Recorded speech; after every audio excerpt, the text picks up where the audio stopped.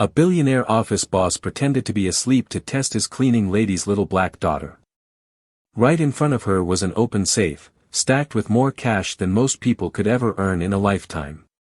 What she did next left him completely frozen, and when you hear it, your heart will soften too. Watch this video till the very end, and don't forget to comment where in the world you're watching from. If you're new to the channel, make sure to subscribe. Thomas Mitchell's corner office sat like a glass balcony over Manhattan, a high floor wrapped in midnight and city light. The room was all angles and order, polished walnut, a chrome desk, a leather armchair that had molded to his frame over a decade of winds. To everyone else, Thomas was the story the magazines loved to tell, the Ohio kid who outworked the world, outsmarted the market, and climbed into a life measured in square footage, fun size, and headlines. But money had never felt cheaper than it did this summer. 3 months earlier, a partner he'd trusted like blood had siphoned off $3 million, hiding it between shell contracts and friendly vendors. Thomas had found the hole, closed it, and sent the man packing with a quiet settlement that protected the company and spared the board a scandal. The press never knew. The investors never flinched. Only Thomas carried the bruise, an ache under the ribs that whispered the same question at 2 a.m., if a man you loved like a brother will steal from you, who won't? The question didn't leave him. It followed him into elevators and strategy decks, into the silence after the last assistant went home and the city thinned to sirens and soft tires on wet asphalt. It hardened into an idea, then into a plan. If trust was an illusion, he would prove it. Not on a spreadsheet. Not in theory. In this room. At 8:47 p.m., he stood from the desk, crossed to the gunmetal safe in the wall, and spun the code. The door sighed open with that vault-soft hush he'd always admired. He didn't just show the money, he staged it. Bundles of hundreds, crisp and green, laid out like a museum exhibit, a few stacks deliberately skewed, straps loose, a corner of cash peeking out as if the fortune itself had exhaled. He placed a single loose band on the desk blotter, the way a fisherman places a lure. Not because he needed theater, but because he understood people. Or thought he did. Then he dimmed the lights, angled the desk lamp to halo the cash, and lowered himself into the armchair. He tilted his head, softened his mouth, let his breathing go long and even. From 10 feet away, he looked asleep. From 3, he was a wire pulled taut. At 9 on the dot, the access reader pinged outside his office. 2 sets of footsteps. He knew the cadence by now. The night crew rotated, but his floor often went to the same woman, Diana Jefferson, late 20s, quiet eyes, the worn, squared shoulders of someone who carries more than a cart. She'd been with the building services contractor almost 2 years, never once late, never once careless. HR loved her. Security barely noticed her. And sometimes, during school breaks, she brought a little girl with her, a permission slip and a promise to keep to themselves. Tonight the little girl's hand found the door first, then slipped back as if reminded, knock, wait, step in softly. Diana went to the bookshelf without looking at the desk, habit and training. The girl paused on the threshold, her braids catching the lamplight, a miniature pair of pink cotton gloves peeking from the pocket of her hoodie like secret tools. She was 6. Her name, Thomas knew from a visitor log he wasn't supposed to read for reasons that had nothing to do with risk, was Jasmine. Inside voice, Diana murmured. I know, the girl whispered, already mouthing the rules she'd learned at her mother's elbow, no running, no touching what isn't yours, stay where mom can see you. Thomas kept his eyes in that thin slit where the world is visible but you remain a rumor. He watched the ritual begin, the cart unclipped, the caddy lifted, microfiber folded and refold, bottle nozzles checked, a small universe of competence unfolding in quiet. He listened to the gentle percussion of work, cloth on wood, wheels on carpet, the faint, reassuring rasp of a vacuum far down the hall. And then Jasmine saw the safe. Her head tilted the way children's heads do when the world opens a door it's never opened before. The bills glowed like a cartoon secret, brighter than the city beyond the glass.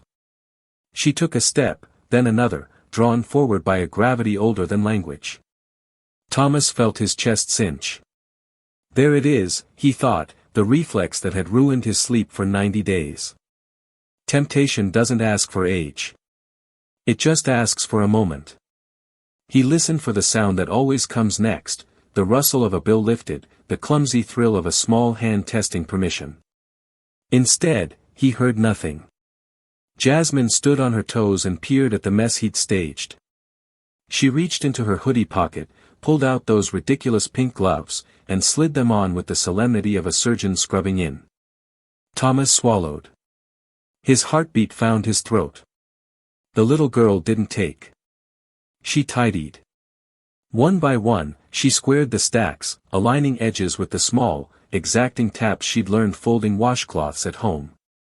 A bank strap had slipped, she refastened it the way a child refastens a shoelace, tongue stuck between her teeth, focused and careful.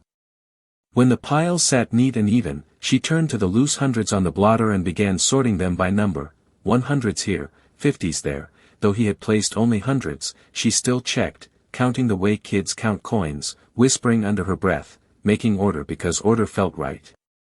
Jasmine, Diana said, a warning in her name without turning from the shelf. We don't touch Mr. Mitchell's things. It was messy, the girl replied softly, not defensive, simply reporting facts from her small country of rules. He'll be happy when he wakes up and it's fixed. Like the coat pile at church. Diana turned then and saw the safe. For a heartbeat she went pale, fear, not of money but of the way the world misreads people like her. She crossed the room quickly, kneeling to Jasmine's height. Sweetie, eyes on me. We don't touch what isn't ours. Even if no one is watching. I know, Jasmine said, and Thomas could hear the echo. How many times had those words been taught at a kitchen table crowded with bills and a half-eaten dinner? I wasn't taking. I was fixing. Like our pennies jar. Diana glanced toward the chair, a reflex toward the sleeping man with the power to end her contract with a single phone call. Thomas let his lashes lower another millimeter, fighting the impulse to sit up and clear the air, to tell them he wasn't a trap so much as a man trying to find one honest corner of the world. But the truth had already entered the room and was stacking itself in neat little towers. Jasmine finished, pressed the last stack with the flat of her palm, and looked up with the satisfaction of a job completed within the tiny jurisdiction of 6-year-old hands. She tugged her glove fingertips free, 1, 2, 3, 4, and tucked the gloves back into her pocket. Then she slid her hand into her mother's and leaned into her side. Something broke open inside Thomas, something he hadn't felt since before the betrayal, before the lawsuits and the NDAs and the boardroom crises. Not the soft sentimentality of a commercial, not the quick dopamine of a deal, but a tightening in the throat that comes when a fact rewrites a belief. He had expected the worst. He had prepared for it. And still, he had underestimated a child who sorted someone else's money by denomination because messy things want cleaning and rules are rules, even when no one is watching. The office felt different now. The city beyond the glass felt closer, less like a map and more like a place where people lived and tried. Thomas didn't move. He memorized the shape of the scene, the safe no longer theatrical but ordinary, the mother's hand anchoring the daughter, the pink gloves like a footnote to a truth he'd forgotten. In the quiet that followed, Diana guided Jasmine back to the far side of the desk. The cartwheels hummed again. Work resumed. The world, which had almost become a diagram to Thomas, was briefly human-sized and specific. He stared at the ordered stacks, at the tiny correction to his cynical experiment, and felt the question that had haunted him soften, not with an answer but with a possibility. Trust might not be extinct. It might be small and wearing pink gloves. The rest of the night passed like a slow tide, vacuum hums, the soft click of a spray bottle, the little scrape of Jasmine's chair as she colored in a notebook while her mother dusted the credenza. Thomas stayed still, letting the picture burn into him. When Diana and Jasmine finished, Diana checked the room twice, the kind of second glance that comes from living in a world where mistakes cost more than some people can pay. She guided her daughter out with a grateful nod toward the sleeping boss and pulled the door shut. Only then did Thomas sit up. The safe glowed differently now, the money suddenly stripped of its theatrical power, just paper behind neat stacks arranged by 6-year-old hands. He rose, pressed the door closed, and felt the smallest click inside himself, like a lock he hadn't known was there shifting a notch. Over the next 2 weeks, he watched. He didn't meddle, he observed. On security feeds after hours, in time-stamped logs, in the quiet notes Sandra Miller from HR left about overtime approvals and shift swaps. He learned ordinary facts that felt, to him, like revelations. Diana worked nights in his building and mornings at a medical practice on the Lower East Side. She took subways in both directions, catnapped between jobs, and still managed to pack Jasmine lunches with cut-up fruit and little notes written in purple pen. You are brave. You are kind. You are smart. Some afternoons, when the doctor's office slowed, Jasmine did homework in the waiting room, a librarian's hush wrapped around her, feet not touching the floor. Sometimes she helped her mother sort supply closets, counting boxes allowed just to be near her. Always the same rules, always the same lesson construction: we return what isn't ours, even if no one is watching. Honesty is worth more than money. You can be tired and still be good. Thomas started looking for a way to respond without condescension. He told payroll to reclassify the night crew's compensation to reflect market changes, code for a raise that would hit Diana's check without painting a target on her back. He authorized a childcare stipend line for authorized dependents accompanying employees after hours, knowing perfectly well it would mostly touch one family. He routed both changes through accounting as policy rather than charity, because the last thing he wanted was for Diana to feel like a project. The change did not slip past every pair of eyes. Richard Blackwood, vice president of operations, noticed everything that crossed a ledger and everyone he considered beneath him. He was a man built from inheritance, tailored suits, a surname that opened doors, and the habit of speaking to people like a mirror he didn't much admire. In the Monday budget meeting, his finger landed on the line item with the kind of tap that announces power. Thomas, we're throwing money at facilities labor, he said, lazy smile, nails immaculate. And this, dependent stipend, what is this, a charity wing? We're a corporation, not a community center. Retention and compliance, Thomas said, keeping his voice flat. Night crews turn over when we underpay them. That costs more, over time. Retention. Richard chuckled, a sound that didn't reach his eyes. Out there, $1 is $1. You give it to them today and tomorrow they'll want the whole vault. It's in their nature. The room went colder by a degree. Sandra looked down at her notes. 2 project managers went very still. Thomas didn't blink.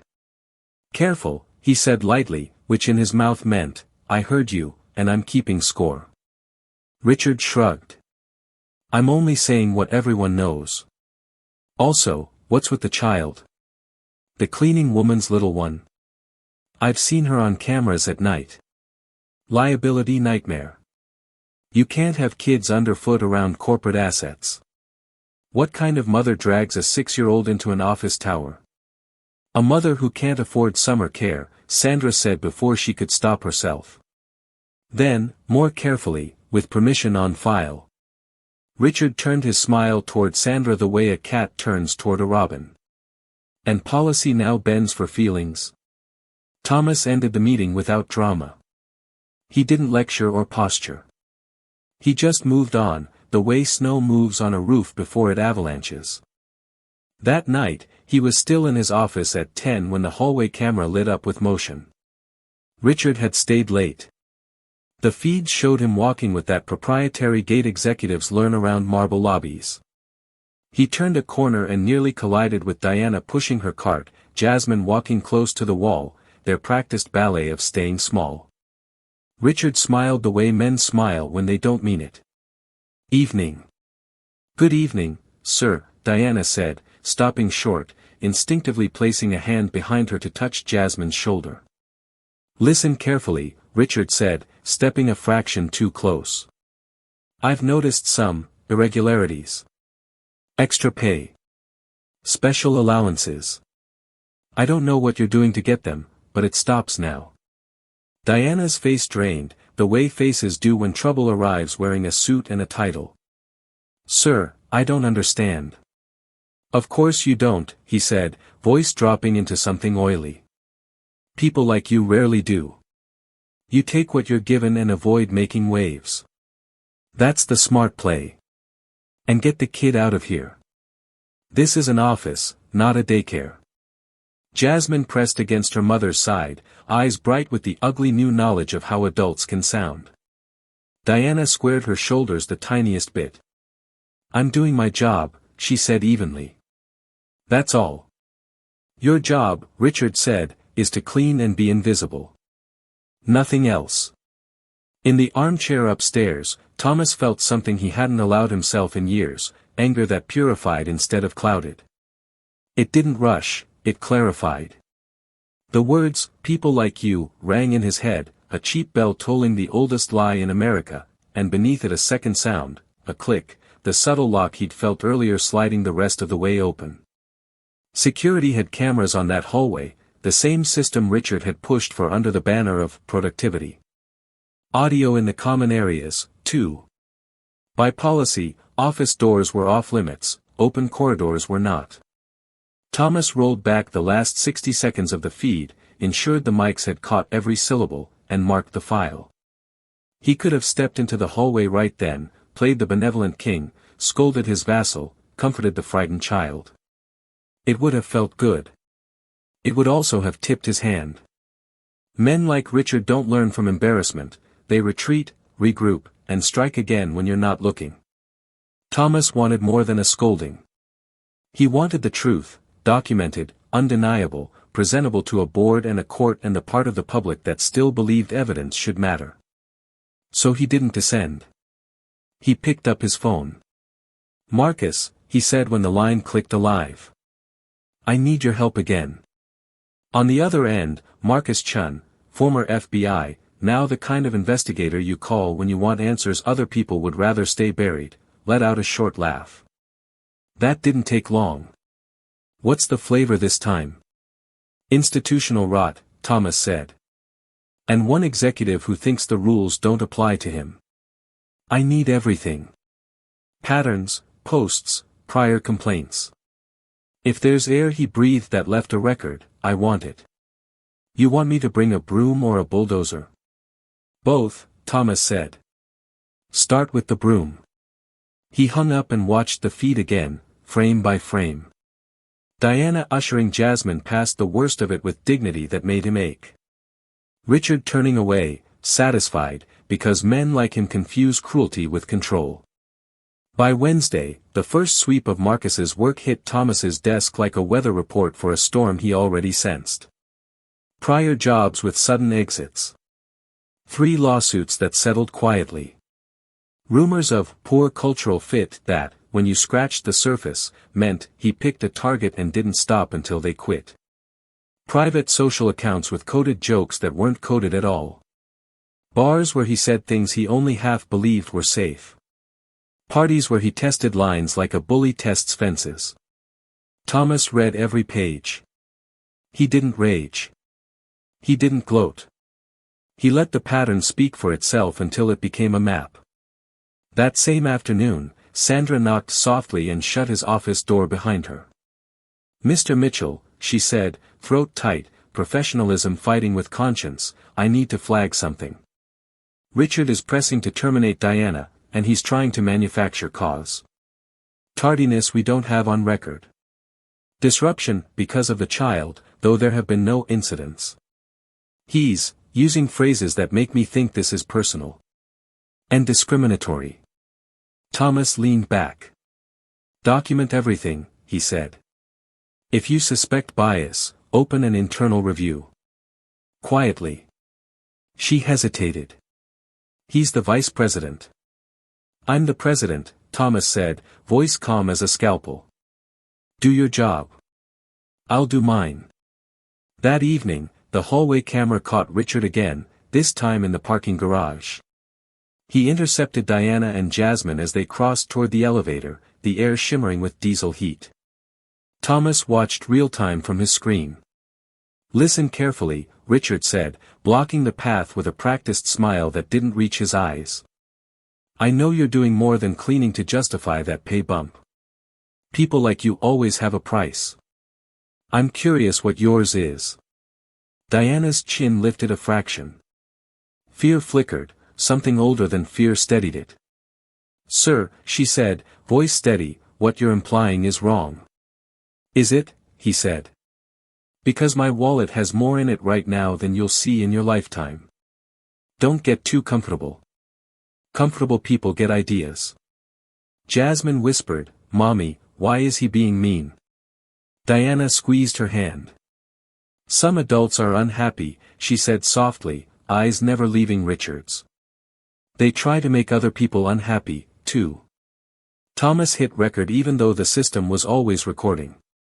It felt like a ritual, a moral signature on the file. When the elevator doors closed on mother and daughter, he let out the breath he'd been holding. He didn't sleep much. He didn't pace. He diagrammed. If Richard was the man his record suggested, he wouldn't stop at intimidation. He'd escalate, because that's what men certain of impunity do when they meet a boundary. Thomas began to plan not how to block the next move, but how to let it expose itself so completely that even the most sympathetic board member, the most cautious attorney, the most skeptical public would have to see it. What he didn't yet know was how fast Richard would oblige. By Thursday, the pattern was no longer a suspicion, it was a drumbeat. Richard started small, the way men who think they're untouchable always do. He strolled into HR with a stack of printouts that looked official and sounded vague. "Chronic lateness," he told Sandra, tapping a column of timestamps. "Multiple disruptions caused by a minor on premises. I want documentation started for termination." Sandra scanned the pages, then the system. "These don't match our badge logs," she said carefully. "Ms. Jefferson hasn't been late once in 2 years." "Logs can be wrong," Richard said, that languid smile never reaching his eyes. "Or, corrected." "We don't correct history," Sandra replied, the tiniest edge in her voice. "Some of us do," he said, and set the papers down like a gauntlet. Thomas watched the exchange later, frame by frame. He didn't message Sandra, he didn't need to. A minute after Richard left her office, she opened the internal case file and added a note in the formal cadence of HR, "Potential discriminatory pattern, recommend preliminary review. Preserve originals. Do not alter records." It was the sentence Thomas had been waiting for, the company itself, through its rules and stewards, acknowledging what the cameras had already seen. That night, Marcus arrived with a slim briefcase and a tired grin. "You wanted a broom," he said. "Turns out we needed a shop vac." He spread the findings on Thomas's desk: quiet settlements from prior firms, exit interviews that used euphemisms like cultural misalignment and abrasive leadership, where the subtext screamed targeted harassment, screenshots from closed group chats where Richard joked about putting people in their place, bar receipts timestamped minutes before angry direct messages to subordinates. Nothing explosive alone. Together, a mosaic. "And this," Marcus added, sliding over a printout, "is fresh. Private call last night to his father. He used the company line from a conference room. Your system logs it. Audio is clear." They listened. Richard's voice was honeyed and hard.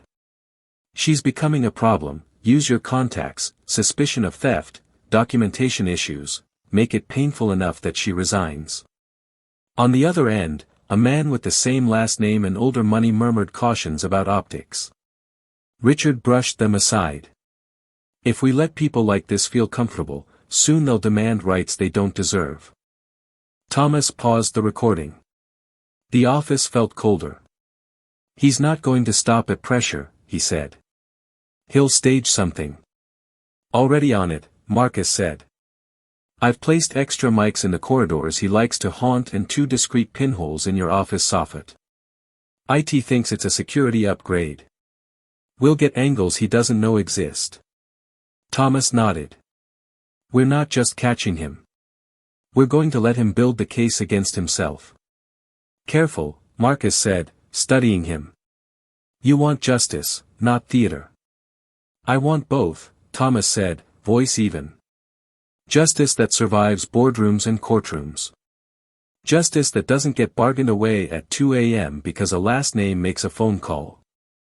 Friday afternoon, Sandra came back, jaw set. He's escalating, she said. He tried to have facilities revoke Diana's access to the executive floors. I blocked it and opened a formal discrimination inquiry. Good, Thomas said. Document everything. If he contacts you about her off the record, forward it to legal and to me. She hesitated at the door. Sir, are we safe? With the truth? Thomas said. Yes. That same night, downstairs in the garage, Richard found Diana again. The mic, disguised as a sprinkler head, 10 feet above the concrete, caught every syllable. I know you're doing more than cleaning for that raise, he murmured, stepping into her path. Everyone has a price. My price is sleeping at night, Diana said, holding Jasmine's hand. Excuse us. Here's a tip, Richard said, blocking the elevator button with a manicured finger. Don't get comfortable. Comfortable people start thinking they deserve things. And you don't. Jasmine's voice was a small thread. Mommy? It's okay, Diana said, without looking away from Richard. Some people confuse power with character. When the doors finally closed on mother and daughter, Thomas let the video run 5 extra seconds, long enough to watch Richard's face collapse into what it really was when no one was there to impress, mean, small, certain. Let him move, Thomas told Marcus. The deeper he steps, the stronger the ground under us gets. Over the weekend, preparation replaced sleep. Thomas briefed 2 board members who had spent careers building compliance programs. He gave legal a sealed envelope marked "Do not open until Monday" and a 1-line instruction, prepare to advise on termination for cause under Section 12. He called the building's union rep and asked, off the record, about support resources for employees targeted by management. He reached out, through a journalist he trusted, to 2 more reporters whose beat was corporate accountability. You may get a call next week, he told them. If you do, it'll be worth your time. Monday morning, Marcus came in hot. He bought a watch. Thomas looked up. Say that again. $15,000 luxury watch, purchased at 1:12 p.m. Saturday. Credit card tied to his personal account. We pulled the warranty registration from the brand's internal system. It's in his name. Why a watch? Thomas said, though he knew why. Because it's portable, flashy, and easy to find, Marcus said. And because he thinks you're the kind of man who owns one. I wear an Apple Watch, Thomas said dryly. He doesn't see you, Marcus replied. He sees a caricature of wealth. They set the trap without touching a wire. IT enabled the new, security upgrades, extra mics in the janitorial closets and camera lenses tucked into innocuous ceiling vents, all with time-synced servers. A small team in a parked van a block away established redundant recording. Thomas scheduled a late strategy session to justify his presence on site. He told no one else. At 7:42 p.m. Tuesday, Richard arrived on the executive floor with a gym bag. He peeked into Thomas's office, saw the lights low, and smirked. The 2 pinhole cameras saw him slip a slim velvet box from the bag, remove the watch, and palm it. He wheeled over the janitorial cart sitting outside the office door, lifted a stack of microfiber cloths, and slid the watch underneath, so neat you'd think he'd practiced. Angle 1, soffit cam capturing the hand placement. Angle 2, corridor cam catching his face as he checked both directions. Angle 3, janitor closet mic taking in a whisper to himself, perfect. Upstairs, Thomas and Marcus watched on the live feed, each of them breathing too quietly, as if any sound might disturb the physics of the moment. "Cameras rolling?" Thomas asked. "Everything's time-locked to the millisecond," Marcus said. "We've got his purchase receipt, his route to the elevator, the plant, the smug little check afterward, all of it." "Bring the van around to the loading bay," Thomas said, eyes on the screen. "Call our friends in the press. If they ask why now, tell them, because truth deserves an audience." At 8 p.m., the elevator dinged. Diana and Jasmine stepped out, mother with a thermos, daughter with a pencil case and those pink gloves tucked into a pocket. They walked toward the office that had become a silent battleground.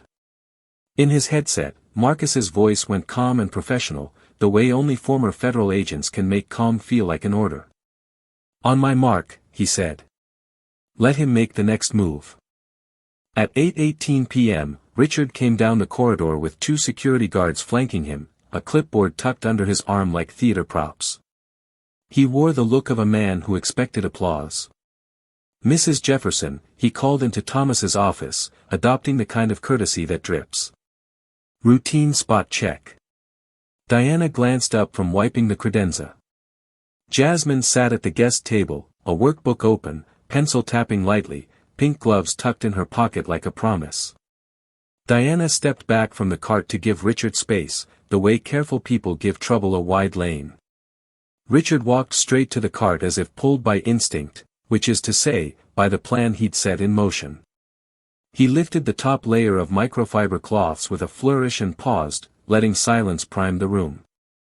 Then he pinched the velvet case between 2 fingers and raised it to eye level. "Well now," he said, turning toward the guards. "What have we here?" Diana's face went colorless. Jasmine froze, pencil still hovering over the page. "That," Richard said, snapping the case open, "is a $15,000 Rolex that went missing from Mr. Mitchell's office yesterday." He pivoted to the guards.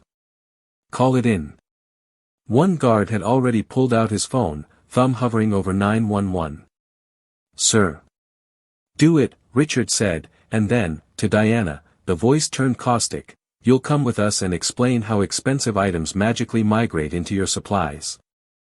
"I've never seen that watch in my life," Diana said, hands open, voice level with an effort that cost something. "Of course you haven't," Richard replied, smiling for an invisible camera. "It just appeared, didn't it?" "Sir," Jasmine whispered, eyes on her mother, "what's happening?" "Be quiet," Richard snapped without looking at her. "Adults are talking." That was when Thomas stepped into the doorway with Marcus at his shoulder and 3 people Richard didn't recognize until he noticed the press passes clipped to their lapels. "Richard," Thomas said, tone mild enough to chill the room, "hang up that call." Relief, raw and unguarded, passed over Diana's face. Richard pasted on a grin. "Thomas, good timing. We've caught your cleaning staff red-handed." "My cleaning staff?" Thomas repeated, as if tasting the words. "And my watch." He lifted his wrist. "I've worn an Apple Watch for 5 years. I don't own a Rolex." The guard's thumb drifted off the 9 on his keypad. "What are you saying?" Richard demanded, a half-step of panic cracking the smoothness. "I'm saying," Thomas replied, nodding toward Marcus, "that we recorded you buying that exact model on Saturday at 1:12 p.m., walking it into this building tonight, and planting it in that cart 13 minutes ago." Marcus raised a tablet, tapped, and let the evidence run. Angle 1, the soffit camera above Thomas's office, a perfect top-down of Richard lifting cloth and sliding the watch underneath. Angle 2, the corridor lens capturing the quick, furtive scan left-right-left. Angle 3, the janitorial closet mic catching his whispered, "perfect," as he closed the gym bag. Richard took a step toward the tablet, stopped when Marcus didn't yield an inch. "That's not admissible," Richard said, reaching for the varnish of confidence. "You can't." A woman with a Channel 7 News badge stepped forward. Jennifer Walsh. "Mr. Blackwood, would you like to comment on the evidence we're seeing of a staged theft targeting a black employee?" Color rose in Richard's face. "You have no right to be here." Public interest is a right of its own, Thomas said. He nodded again to Marcus. Show him the rest. The next file was a clean audio recording from the conference room line. Richard to his father, voice smooth and clinical, use your contacts, create legal difficulties, suspicion of theft, people like this, better to act before others get ideas. Then a second clip, the garage encounter, Richard's laugh in the heat, Diana's reply about people who confuse power with character, Jasmine's small, mommy, threaded through the concrete echo. Sandra appeared in the doorway, breathless, someone had texted her. She took in the scene, guards, journalists, Thomas, Diana, and stood to the side, a witness wrapped in policy and spine. We also have, Marcus said, sliding to a new pane, a 15-year pattern from prior employers, 3 settled suits, exit interviews coded to conceal targeted harassment, private group posts where you write, he zoomed in, keep them in their place, and, you can't let those people get comfortable. Your accounts, your timestamps. Richard's eyes flicked to the guards, calculating whether intimidation was still an option. He found no purchase there. The guard with the phone looked sick. Thomas, Richard said, lowering his voice to a confidential register he'd used to close 100 deals, let's handle this like gentlemen. The family's stake was bought out 20 minutes ago by a unanimous board vote, Thomas said, not raising his tone. Clause 9, forced purchase on grounds of reputational risk.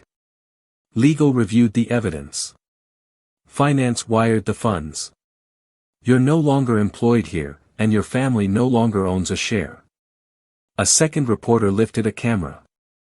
Mr. Mitchell, is it true you've opened a discrimination investigation as well? HR opened at the moment they had cause, Thomas said. Our policy is clear. Sirens threaded up from the street, faint at first, then distinct. Richard heard them and scrambled for one last hold. You can't arrest me for a misunderstanding, he said, turning toward Diana with a look that said he still believed fear could unmake her. You people always twist. Stop, Diana said quietly, the word calm and final. She stepped between him and Jasmine without a twitch. We're done being your story. Detective Harris from the Midtown North Precinct walked in with 2 officers, glanced at Thomas, then at Marcus's tablet. He listened for 30 seconds, long enough. Richard Blackwood, he said, you're under arrest for conspiracy to fabricate evidence, attempted defamation, harassment, and violations under state civil rights law. You have the right to remain silent. As the cuffs clicked, Richard jerked away, pride grasping for air. This won't stand. My father. Already called, Marcus said. Asked to be removed from your contact list. Jennifer Walsh angled her mic, Mr. Blackwood, any comment on your posts about keeping people in their place? Richard looked at the floor, the first true expression of the night. The room exhaled. The guards stepped back, their faces the guarded relief of men who have seen too much and too often been asked to pretend they didn't. Sandra let out a breath she'd been holding for a week. Jasmine slid from her chair and edged toward Thomas, unsure if the world was safe yet. Thomas crouched to her height. Is the bad man done being mean to mommy? She asked. He's done, Thomas said. He won't bother you again. Diana's hands shook, she pressed them together until the tremor quieted. Mr. Mitchell, she managed, thank you. Don't thank me, Thomas said. Thank your daughter for reminding me what honesty looks like when no one is watching. I just did my job. As the detectives led Richard out past the cameras and toward the elevator, the office felt larger, not because power had been exercised but because something smaller and harder had been defended, the right to work without fear, the right to bring your child to a night shift and not have a stranger turn her into a weapon against you. Thomas stood, nodded to the reporters. You'll have all the documentation, he said. We'll be making a statement about the company's next steps in the morning. What next steps? One of them called. He looked at Diana, then at Jasmine, then at the ordered desk where a 6-year-old had squared a billionaire's money because messes should be fixed. The kind that make sure this never happens here again, he said.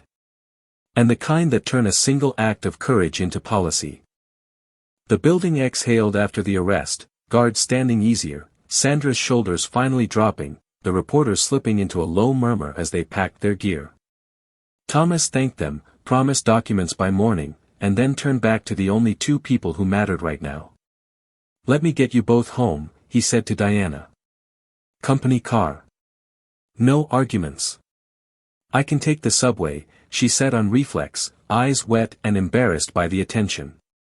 "Not tonight," Thomas replied. "Tonight you get to be taken care of." In the elevator, Jasmine stood between them clutching her pencil case. "Mommy," she whispered, "are we in trouble?" "No," Thomas said before Diana could answer. The opposite. A driver met them at the loading dock. As the car pulled away, Thomas crouched to Jasmine's level again. "Those pink gloves," he said, "do you still have them?" She nodded, pulling them from her hoodie pocket like a magician revealing soft evidence. "I keep them clean." "Good," he said, smiling despite himself. "They're part of our story now." When the car had gone and the garage settled, Thomas rode the elevator back up alone. He walked into the office that had just become a courtroom, stood over the safe, and closed it gently. The theatrics of it, the staged disorder, the lure, felt cheap now, childish. He sat, opened his laptop, and began writing the statement the company would release at 8 a.m., zero tolerance for discrimination, cooperation with law enforcement, support for affected employees, independent review of practices. He didn't let legal sand the edges. If anything, he sharpened them. At 7:30 the next morning, the board gathered in the conference room overlooking the river, 2 founders emeritus on video, 3 independent directors, the general counsel, the CFO, and Sandra with a thick folder. Thomas played the compilation, just enough for the pattern to be undeniable, not exploitive. The audio of "People Like You." The garage threats. The staged theft. The call to his father asking for legal difficulties. No debate. Thomas asked softly when the room fell silent. None came. The vote to terminate Richard for cause was unanimous. The forced buyout of the family's shares, already executed the night before, was ratified. General counsel slid a stack of filings across the table for signatures. Finance confirmed proceeds were already wired to an escrow Richard could no longer access because of a court freeze.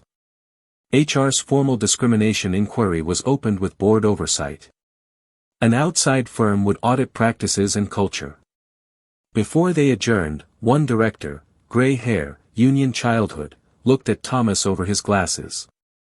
"You did this right," he said. "Make sure we finish it right." "We will," Thomas said. Sandra waited for him by his office with 2 folders. "First, support for Diana," she said.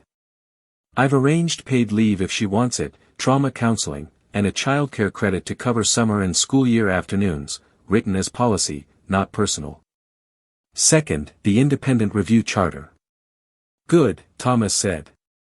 He hesitated. "I need 15 minutes with Diana, alone.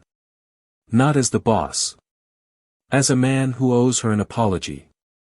Diana arrived mid-morning, hair pulled back, eyes clear but ringed with the fatigue that comes after a storm. Jasmine was at a neighbor's for the day.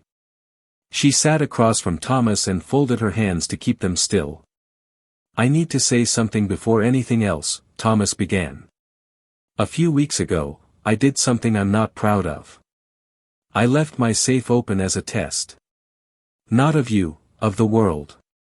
Of people. It was cynical, and it was wrong to turn my office into a trap.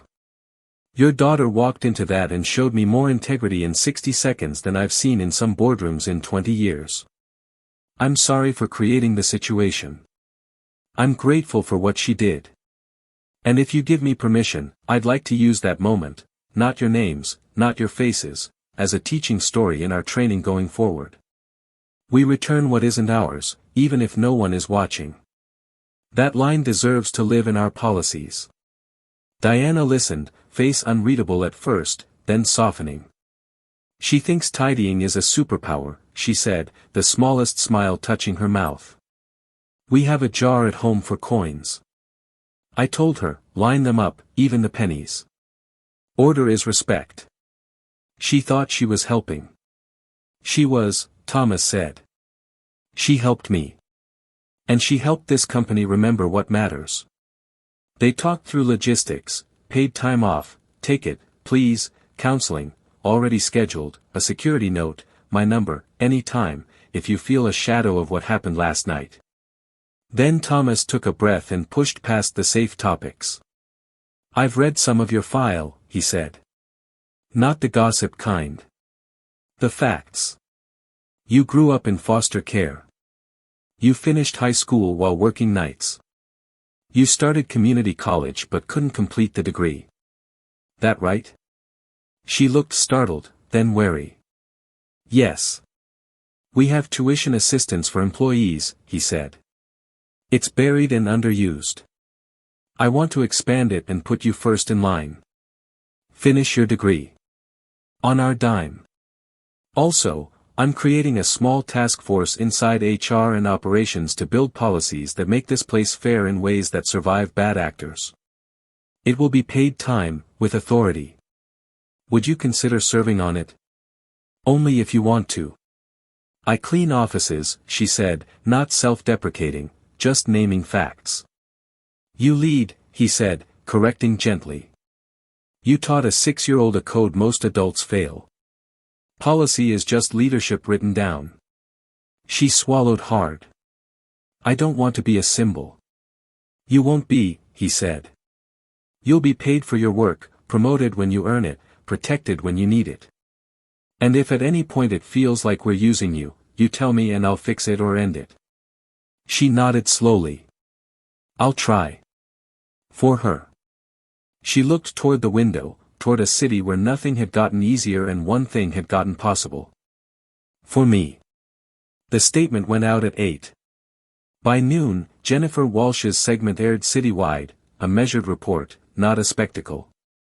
It showed policy changes, emphasized evidence, and never showed Jasmine's face. The inboxes of HR and communications filled, some with applause, some with the brittle anger that comes whenever a company publicly chooses a side. Thomas answered the angriest ones himself. We didn't choose a side, he typed again and again. We chose the rules we say we live by. In the weeks that followed, temporary changes became permanent. The child care credit expanded to a dependent care stipend with clear eligibility. The EAP counseling line was boosted and advertised in 3 languages. Security protocols were hardened, more cameras in public areas, clearer rules on executive access, tighter sign-offs so no one person could bend systems to target another. Managers, including Thomas and the board, sat through mandatory training that didn't insult anyone's intelligence. It used their own cases, not names, just facts, to make the point. Culture is not a mission statement, it's what you tolerate and what you don't. Inside the company, something shifted. Night crews moved differently, not with swagger, but without flinch.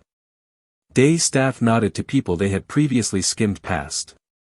An engineer Thomas barely knew sent a note, my mother cleaned offices when I was a kid. Thank you for seeing us. A senior client called to say his daughter had shared the news segment in her civics class. Thomas kept his promises to keep the spotlight off Diana and Jasmine. He also kept one promise to himself, to build structures that didn't need him in the room to hold. 2 months in, Sandra stopped by with a file and a grin she tried to hide. She did it, Sandra said. Who? Thomas asked, though he knew. Diana. First 2 classes back, A in business communication, B+ in employment law. She asked for a shift adjustment on Tuesdays so she can make the evening seminar. We approved it under the education policy you insisted on. Thomas felt the kind of pride that doesn't condescend because it recognizes effort, not charity. Tell her I said congratulations, he said. And don't let me near her grades again. She doesn't need me in that part of the story. That same week, a producer from a national network called Communications. The email subject line read, Corporate Accountability, From Crisis to Reform. They wanted to feature the company's changes, the independent audit, the stipend program, the task force. They asked to interview Thomas about leadership after betrayal. Communications routed the request to him with a cautious note, "We can say no." Thomas stared at the screen, then out over the city. The office where it had started was ordinary again, no cameras hidden in soffits, no mics hot, just a desk, a view, and a man relearning the difference between control and stewardship. He hit reply. "We'll do it, on one condition. The segment is about what changed, not who fell." That night, as he was shutting down, a small knock came at his door. Jasmine peeked in with her mother behind her, still in work clothes, eyes bright in the way children's eyes are when they feel safe in a place that once scared them. "I drew something," Jasmine said, stepping forward, a sheet of printer paper clutched in her hand. On it, in marker, was a desk with neat stacks, a big window, two stick figures holding hands, and a square with a little door labeled safe, closed tight. Thomas laughed, surprised by how quickly his throat tightened. "Can I keep this?" "It's for you," she said. "So you remember to keep your safe closed. And your heart open." Diana winced. "She practices lines," she said, apologetic. "It's the best practice I've ever seen," Thomas replied. He pinned the drawing beside his computer where the stock tickers used to scroll. The office felt larger again, not because the company had grown, but because he had. Outside, the city moved like it always did, impatient, glittering, unfair.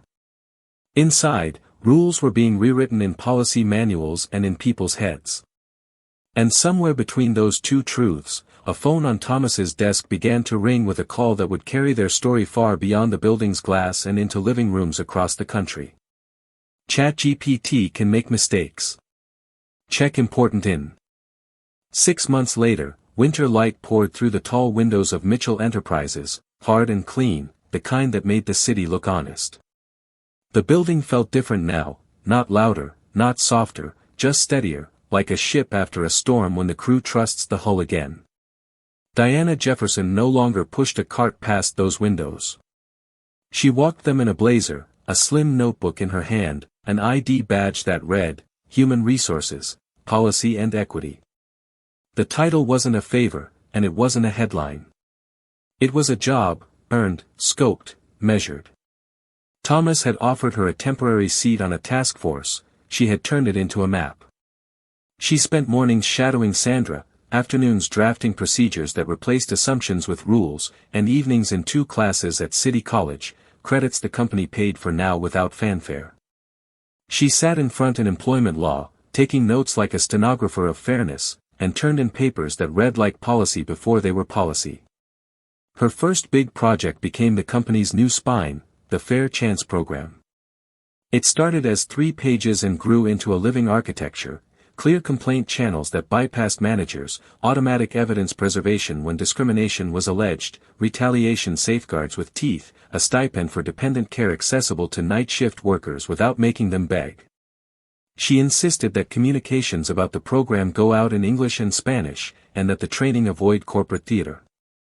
People aren't stupid, she told the vendor during a stubborn meeting. If you show them a cartoon villain, they'll walk out thinking the lesson was for someone else. The vendor rewrote the modules. Executives sat through the same course as janitors. Team lead signed an acknowledgement that wasn't legalese but a promise in plain language, we don't confuse power with character. On a gray Thursday, cameras rolled in the conference room again, but this time by invitation and with limits. CNN's Michael Torres did the segment Thomas had agreed to on one condition, the story would center on policy, not scandal.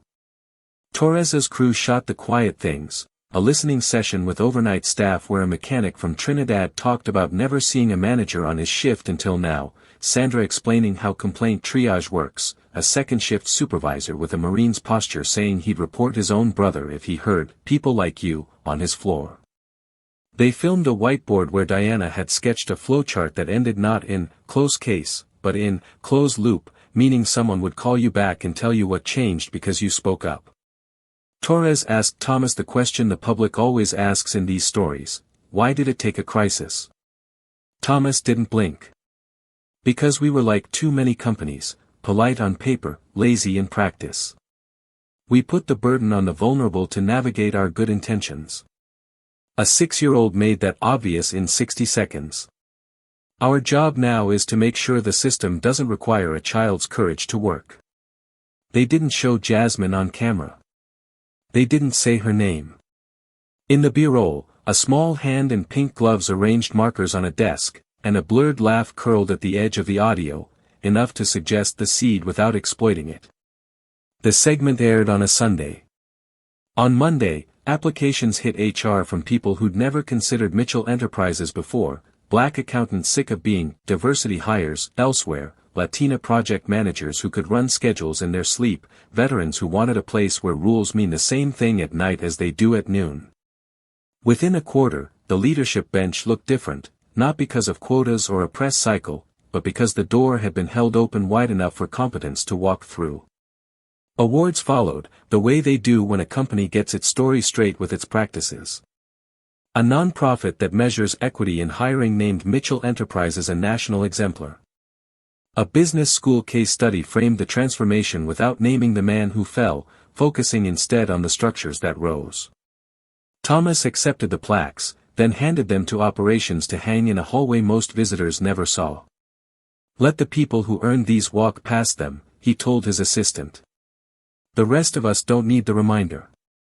Jasmine flourished in the quiet center of all this change. She was 7 now, missing one front tooth, and moved through the office like it was a library, curious, careful, respected. On Wednesdays she sat at a spare desk in an office near Sandra's and did homework before going to a school where a scholarship, funded by a line item Diana had fought for, covered the part of tuition the city grant didn't. She had a favorite teacher who taught civics like it mattered already and let Jasmine explain to the class why her jar of coins at home had neat stacks. Order is respect, Jasmine said, and the kids nodded, and for a moment a roomful of second graders understood something adults often forget. Diana kept her life in the same zip code it had always occupied and let the world come to meet it. She still took the subway most mornings because speed didn't trump humility. She still kept the keys to her old apartment on a brass ring because some doors deserved to jingle forever. She still cooked on Sundays. She still prayed in the quiet. What changed was agency. When a facilities vendor tried to brush past her to talk to someone in charge, she held his gaze and said, "You're speaking to her." When a mid-level manager half-joked that HR was too sensitive these days, she asked for clarification and let the silence do the work when none came.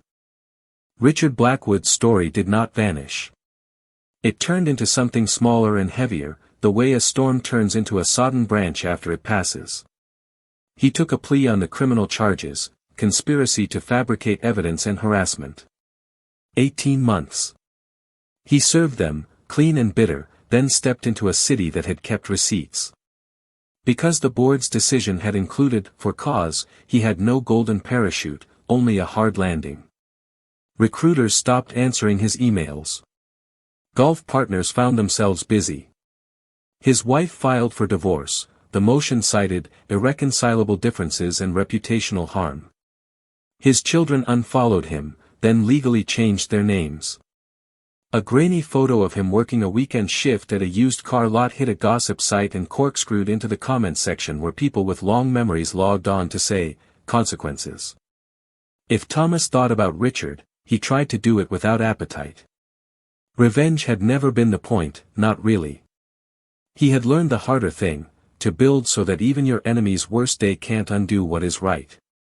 In February, a letter arrived on thick paper with a crimson crest, Harvard Kennedy School, an invitation to speak on corporate responsibility and public trust. Thomas carried it across the hall and set it on Diana's desk. "You should be on that stage with me," he said. She shook her head. "You go," she said. "Tell the truth." He did. On a cold night in Cambridge, in an auditorium the color of pine and purpose, he told a room of future senators and city managers that the law is a floor, not a ceiling, that compliance is what you do when you can't be trusted to do the right thing, that culture is the shadow your decisions cast. When the Q&A turned performative, he cut it back to human scale. A 6-year-old reminded me that integrity isn't an idea, he said. It's a habit. You stack what isn't yours into neat piles and you leave it there. The rest is just adults trying not to forget. Back in New York, the company's changes bore fruit you couldn't put in a press release. Turnover on the night shift dropped by half.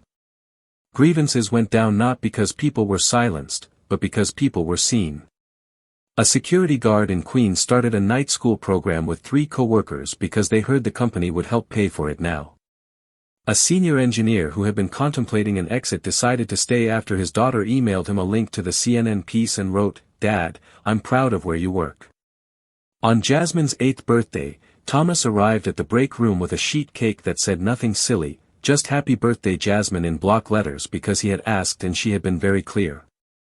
He gave her a simple present wrapped in brown paper, a small wooden tray with 4 compartments and a brass label on the side, pennies, nickels, dimes, quarters. She gasped and slid her pink gloves on to place 4 coins in their places like it was a ceremony. "Why are you crying?" she asked when she noticed his eyes. "Because the world is heavy," he said, "and you make it lighter." Diana stood beside him, a cup of coffee cooling in her hands, and let herself picture a horizon that used to be a trick of light. She could see a degree on a wall. She could see a different apartment without the peeling paint. She could see her daughter in a cap and gown that made time feel like a circle closing.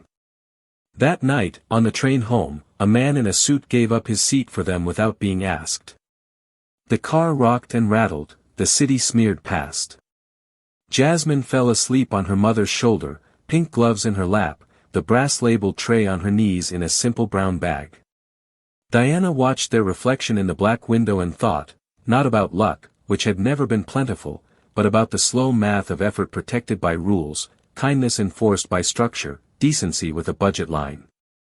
Up in his office, Thomas shut off his lamp and left the safe closed. On the wall beside his monitor, the drawing Jasmine had given him, desk, window, 2 stick figures, a tiny square labeled safe, caught the last of the city's light. For once, the sight of it didn't pinch. It steadied him. He had learned the most expensive lesson a rich man can learn: money can't build trust, but it can build the conditions where trust can breathe. And if you're careful, if you're lucky, a child with pink gloves will show you how. 3 years later, spring sunlight spilled across a backyard full of folding tables and paper streamers. Jasmine turned 10 that afternoon, and the new house on a quiet Queens block, modest, brick, tidy, vibrated with cousins, classmates, and neighbors who'd watched her grow. On the picnic table sat a cake with neat block letters, her strict preference: "Happy Birthday, Jasmine." No flowers, no swirls. Just the words, straight and square. Thomas arrived with a flat package under his arm and the same careful smile he wore in boardrooms when something mattered. Diana met him at the gate, laughter in her eyes, a different kind of tiredness in her face, earned, not endured. "You didn't have to bring anything," she said. "I did," he answered. "Because I wanted to." He waited until the songs and the candles and the cheering were done. Then he tapped a glass with a spoon and asked for 1 minute. The yard settled. Jasmine stood beside her mother, pink gloves peeking from a pocket out of habit more than need. 3 years ago, Thomas said, a 10-minute moment inside an office changed how I understand trust and power. Since then, you, both of you, have changed far more than one office. So today, in your name, we're starting something that will outlive us. He lifted the flat package lid. Inside was a simple brass plaque, the Jasmine Jefferson Educational Fund. Beneath it, smaller text, scholarships for 50 years, in honor of everyday integrity. Jasmine's mouth made a small O. Diana put a hand over her heart the way people do when surprise finds a soft place. It starts this fall, Thomas continued. Full scholarships for 10 students a year, kids who work hard and do right when nobody's watching. First shot goes to children of night shift workers across the city. Application essays include 1 question: tell us about a time you returned what wasn't yours. The yard erupted, claps, a whistle, the captain of the neighborhood watch wiping at one eye like it was just pollen. Jasmine walked forward like the ground had turned to trampoline and hugged Thomas with the fierce certainty of a child who knows a promise when she hears one. "Thank you for believing in us when it was scary," she said into his jacket. "Thank you," he said back, "for showing me what to believe in." The fund announcement traveled further than the backyard. Within weeks, guidance counselors forwarded it to families who'd given up on aid that always seemed to run out. A janitor at a midtown hotel sent in an application for his daughter with a story about turning in a wallet full of cash on the E-train and catching grief from her friends for it. A delivery driver's son wrote about finding an AirPods case on a bus and tracking down the owner through a school Facebook page. The selection committee, teachers, community organizers, 2 scholarship alumni from pilot grants, and 1 stubborn HR director, read until midnight and argued until they smiled. The first class of recipients met in a community center gym with bad acoustics and perfect light. They took a group photo on a borrowed ladder and sent Jasmine a thank you card signed in cramped, careful handwriting. By then, Diana's life had finished its long turn from keeping the lights on to deciding which hallways needed light. She had completed her bachelor's degree the year prior, crossing the stage at City College in a blue robe that made Jasmine cry from the second row. She followed it with a part-time MBA, the company's tuition program footing the bill, her own will doing the rest. Mitchell Enterprises changed her title quietly and publicly at once, Director of Human Resources, Policy and Equity. She ran meetings with an economy that made people sit up. She wrote a policy on retaliation that read like a promise and a threat in equal measure. When a new manager joked about optics, she raised an eyebrow and handed him the metrics. "Culture is not a story you tell employees," she said evenly. "It's a story employees tell about you." The company, once careful in words and casual in practice, took its cue. The stipend for dependent care became standard. Internal postings listed salary ranges as a rule. Promotion panels included someone from EEO who wasn't there to nod. Turnover on the night shift stayed low. Productivity ticked up in boring, beautiful ways. When reporters asked for a tour of the corporate reforms, Thomas sent them to the loading dock at 11 p.m. and the third-floor call center at 6 a.m., "That's where it matters," he told them.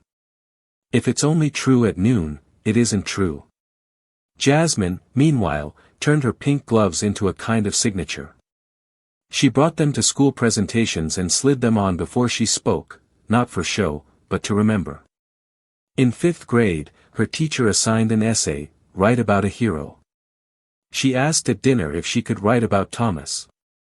"You can," Thomas said, surprised into softness. "But remember, the hero in our house is your mom." Jasmine considered, then wrote about both of them and the sentence on their fridge, "We return what isn't ours, even if no one is watching."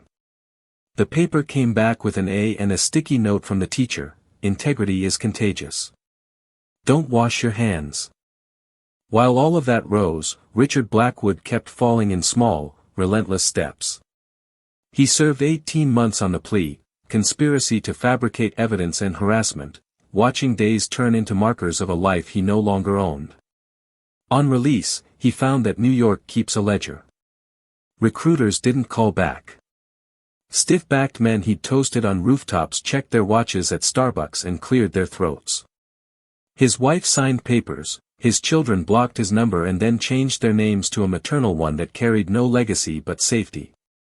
When a used car lot finally took him on weekends, someone snapped a blurry photo through a windshield and posted it under a caption about consequences. Months later, he walked into a gas station on the expressway with a resume and an old tie, and the manager asked for 10 minutes. The manager Googled, the manager came back sorry.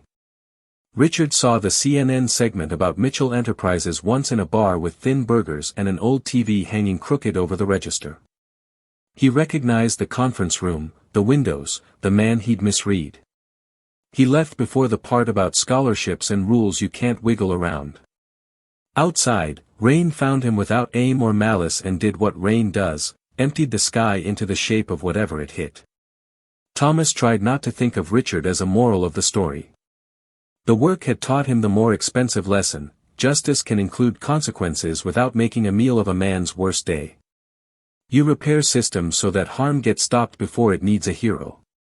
You celebrate change without forgetting why you needed it. In late autumn, the Kennedy School invited Thomas back. This time he insisted on sharing the stage. The flyer listed 3 names, a president of a mid-size company, a director of HR who had rewritten a playbook, and a girl in a gray cardigan who sorted markers before she spoke. It started with a question, who can you trust? Thomas told the audience. It turns out the better question is, what have you built so your trust doesn't depend on a mood, a man, or a headline? Diana followed with fewer words and more weight. Write your promises down, she said. Fund them. Audit them. Protect the people who use them. Don't make courage a prerequisite for safety. Jasmine finished. She held up the pink gloves like a flag and grinned through a gap-toothed smile she hadn't quite grown out of. Order is respect, she said. Put things where they go. If it's not yours, don't touch it. If you make a mess, fix it. That's all. The room laughed, then wrote it down. Awards kept arriving, some glass, some metal, all dusted once and then left to sit behind reception where the night crew could see them. The scholarship fund handed out its second set of letters. One recipient burst into tears in a bodega aisle and hugged a stranger near the coffee lids. Another called her grandfather at a nursing home and shouted the news into a phone that whistled with feedback. At the ceremony that summer, the cohort walked onto a stage in a high school auditorium that smelled like floor wax and possibility. Diana shook each hand. Thomas clapped so long his palms stung. Jasmine passed out envelopes and whispered, "You got this," in a voice that had learned to carry. On the first day of 7th grade, Jasmine tucked a new drawing into an envelope and left it on Thomas's desk. It showed a city skyline, a small office with a closed square labeled safe, and next to it, larger than before, a circle with the words "rules that hold." He taped it to the wall beside the original and stood for a minute with his hands in his pockets, letting the 2 pictures talk to each other across the years. He had set out to test the world and found something humbler and harder. You don't test people into goodness, you build places where their goodness doesn't have to fight alone. Money helps, but only if it's leashed to a principle and pointed at a gap. Power helps, but only if it bends toward protection, not performance. That evening, as the office emptied and the city leaned toward evening, Thomas turned the key on the safe out of habit. It clicked shut, quiet and final. He switched off the lamp and looked once more at the drawings, the neat stacks, the closed door, the circle labeled "rules that hold," and realized the truth he wished he'd learned sooner. Real justice wasn't a man in handcuffs or a fortune reclaimed. It was a little girl's ordinary honesty, defended by policy and amplified by power, rippling forward into scholarships, promotions, and hallways where no one has to make themselves small to survive. It was kindness, protected by strength, building a legacy sturdy enough to outlast the people who started it. Outside, the city kept moving, impatient, glittering, unfair. Inside, something held. And because it held, the next child who walked through those doors, pink gloves or none, would find a place that already believed her. This unbelievable story shows us that honesty and kindness can change lives in ways we never expect. Always remember, doing the right thing, even when no one is watching, is what truly defines us. If this story touched your heart, give the video a like and share it with others. And if you're new here, don't forget to subscribe and click the bell icon so you never miss another inspiring story. See you in the next video.